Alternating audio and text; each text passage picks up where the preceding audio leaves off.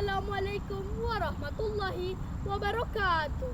Yang dihormati barisan hakim yang arif lagi bijaksana, penjaga masa yang tidak dilupa. Seterusnya guru-guru dan rakan-rakan sekalian, dengarkanlah ceritaku ini.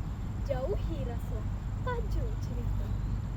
Kasihnya ibu membawa ke syurga, kasihnya saudara masa berada, berkorban nyawa tanda kasihnya, berkorban raga rela binasa, berkorban nyawa tanda kasihnya, berkorban raga rela binasa.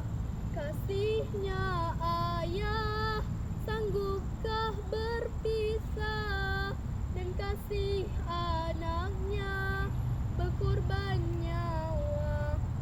Biarlah jiwa akan tersiksa, ikhlas dan rela asalkan bahagia. Biarlah jiwa akan tersiksa, ikhlas dan rela asalkan bahagia.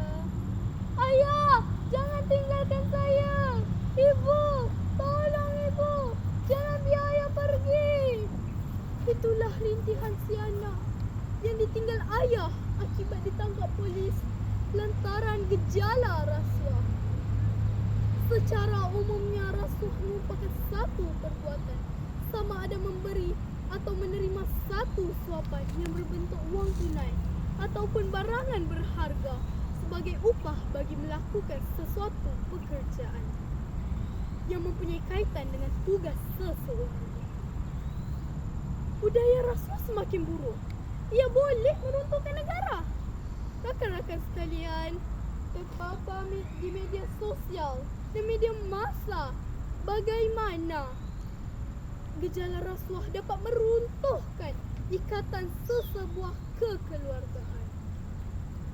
Saya lihat persepsi masyarakat ini terbahagi kepada beberapa kelompok. Ada kelompok yang berasa senang menerima rasuah kerana dengan cara itu kerja menjadi mudah di pandangan mereka. Senang nak dapat lesen syarikat dan kilang dengan memberi rasuah. Ada juga yang memberi rasuah untuk menjayakan sesuatu projek. Maknanya, orang yang boleh membuat keputusan itu terlibat di dalam gejala rasuah. Tapi, ada juga kumpulan yang tidak suka menerima atau mengambil rasuah. Contohnya, orang yang berpegangkan nilai-nilai agama, takut kepada siksaan Allah Subhanahu Wa Taala di akhirat. Satu lagi ialah golongan yang tidak kisah. Siapa yang nak ambil boleh, siapa yang tak nak terima pun boleh. Golongan ini tidak langsung tergerak hati untuk memerangi rasuah atau lebih tepat lagi menjauhi rasuah. Jika gejala rasuah tidak dibanteras, dinyahkan dari lanskap negara, kesan buruknya ia boleh meruntuhkan negara. Ekonomi negara kita akan terjejas teruk akibat rasuah. Ini menyebabkan kos menjalankan perniagaan bertambah tinggi. Sudah tentu orang yang ingin melabur ke negara kita akan mencari tempat lain yang kerana kos menjalankan perniagaan lebih rendah.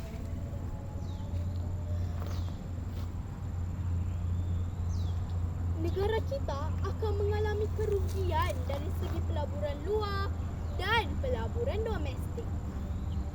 Justru itu, pertumbuhan ekonomi negara kita akan terjejas. Maka kurangnya peluang pekerjaan dan kurangnya pendapatan, ramai orang merana dan menerima tempias atas perilaku mereka-mereka yang menerima rasuah ini.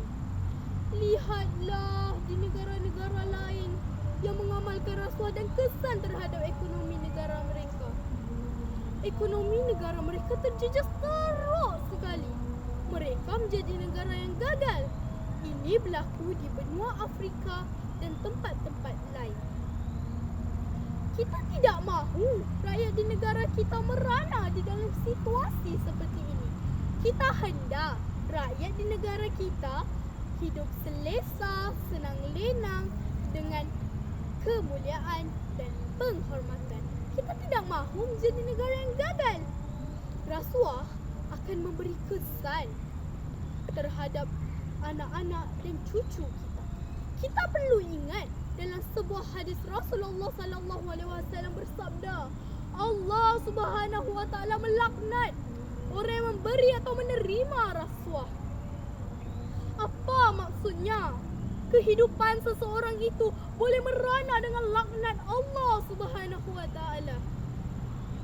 Bayangkan kita memberi hasil rasuah ini kepada anak-anak kita untuk makan, bersekolah dan menjalani kehidupan. Cuba kita bayangkan, hasil yang haram ini ia juga akan menumbuhkan benih yang haram. Bukan itu saja, anak-anak dan cucu-cucu yang disuap dengan makanan yang haram, pakaian yang haram, kemudahan yang haram juga tidak akan menjadi kerana tidak ada berkat. Demi kepentingan negara, marilah kita bersama-sama menjadi hero dan bukan zero. Bagi melaksanakan tanggungjawab kita sebagai rakyat Malaysia. Sekian, wabillahi taufiq wa hidayah. Assalamualaikum warahmatullahi wabarakatuh. Sekian, terima kasih.